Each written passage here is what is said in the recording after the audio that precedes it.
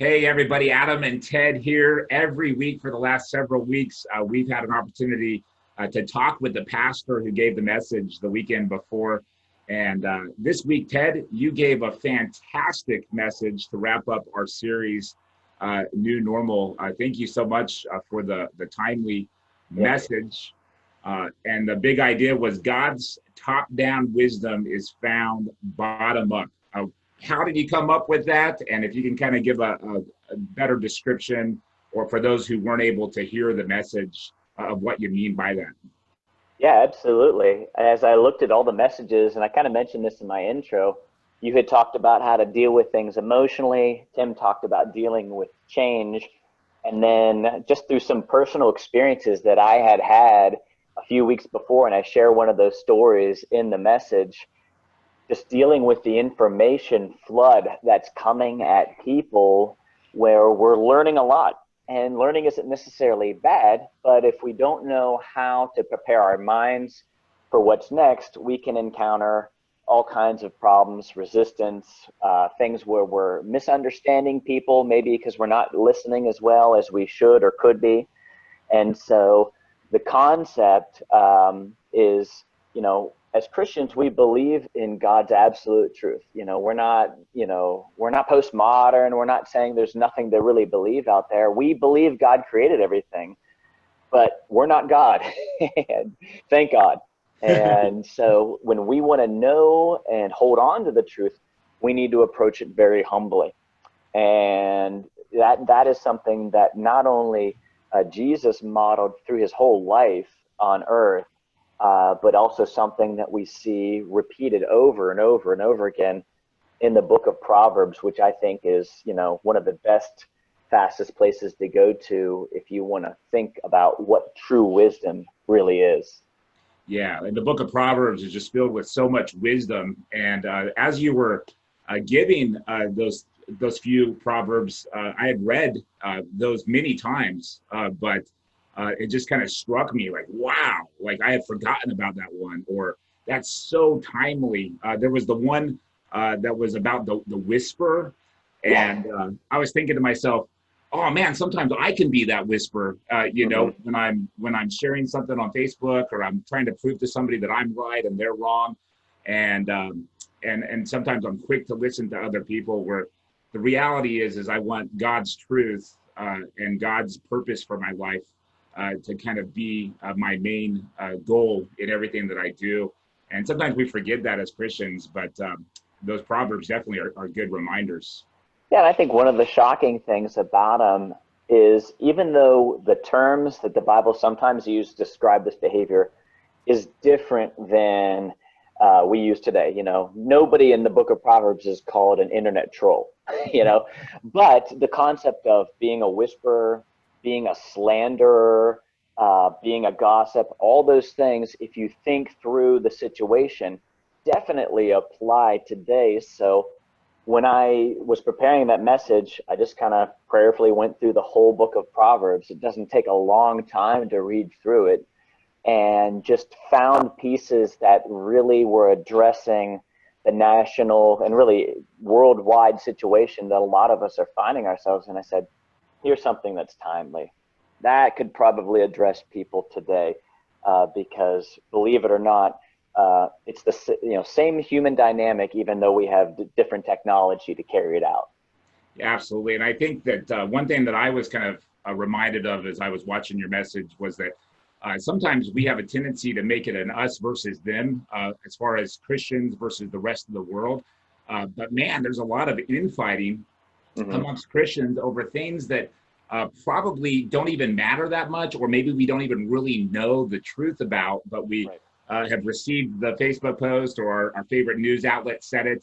And so we end up believing it. And for whatever reason, we have this desire, or we feel like a need that we have to share it. And it reminded me of the quote that we use in our starting point material with our new members, in the essentials, unity, in all things, what is it? In the essentials, unity, in all things, liberty, in all things, love. I'm trying to remember the exact. I think in the essentials, unity, and non-essentials, liberty, liberty, and in all things all charity. things. It's been so long since we've had a starting point class. I used to be I able to know. rattle that off. No problem. Get the WD-40 out. We're a Yeah. little rusty. But Augustine often gets credit for that. But so many throughout church history, that's just something for us to remember that really, especially as a Christ-centered church, our goal isn't necessarily to change someone's political affiliation or their opinion on whatever the news headline is. Our goal is to point people to Christ. And you shared a verse that Paul said. Do you remember that verse that you shared? Yeah, well, he comes to the church in Corinth, and he says, I endeavor to know nothing among you but Jesus Christ and him crucified. And as you read the letter of 1 Corinthians, it's clear his emphasis is and the crucified. Let's remember the humility piece, because that's where the church in Corinth and any church gets way out of line, because we don't grant that liberty to other believers or other people who may not believe as we do. And we're missing how Jesus really made his approach with people, which was really to win them over by his behavior and his good works, rather than trying to convince them about everything that he knew was right, which is everything. I mean, there would be no end to that. Yeah, for sure. And then you told us that one of the ways that we can seek wisdom from the bottom up is by limiting what we expose ourselves to. Why is that so important?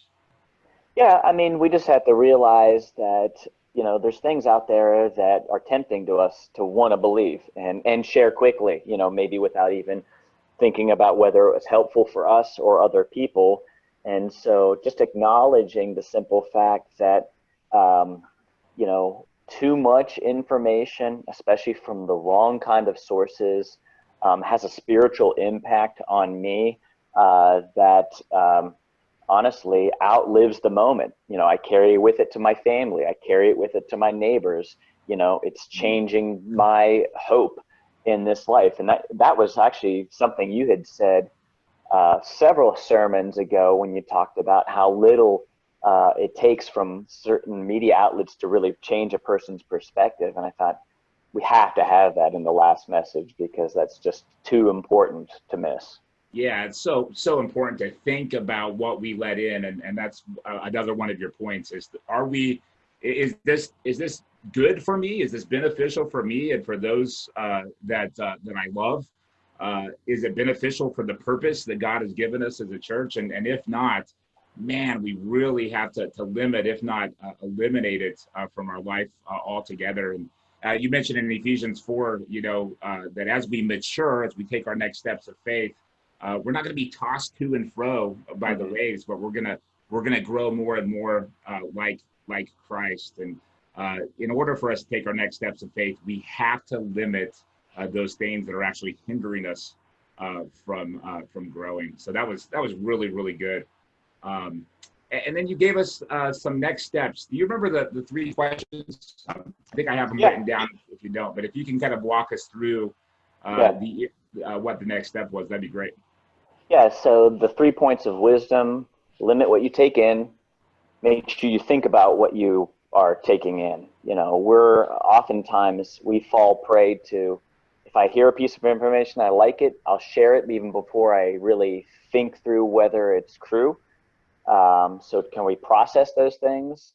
And then the last piece was, we not only do we need to limit what we need to take in, we need to limit what we are putting out there, because maybe just like us, other people are also susceptible to that same temptation.